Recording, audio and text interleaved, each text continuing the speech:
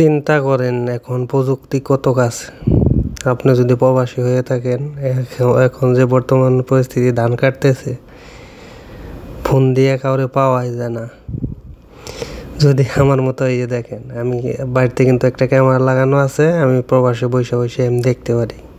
রাত নাই দিন নাই, দেখেন এখন কিন্তু রাত্রেও দিনের মতো ক্লিয়ার দেখা যাচ্ছে। এখন দেখতেছি হলো ধান সিদ্ধ করতেছে, দেখছেন।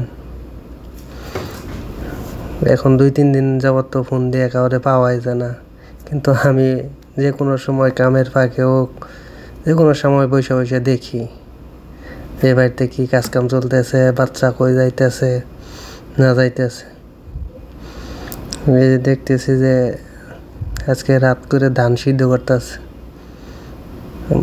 ওদিকে ধান সিদ্ধ করতেছে, আমি বসে বসে দেখতেছি, তারা তো আর বুঝতেছে না।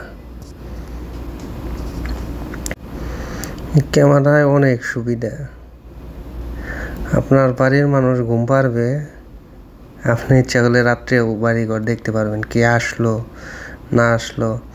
প্রবাসে বেশিরভাগ তো আপনি রাত 10টা বাজলে, বাংলাদেশে কয়টা বাজে?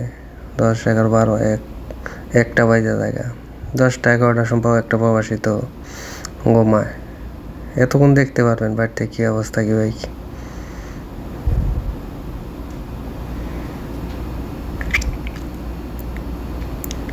বাড়িতে ফোন দেন আর না দেন, বাড়ির খোঁজ খবর নিতে পারবেন এইখানে বসে যে কোনো সময়।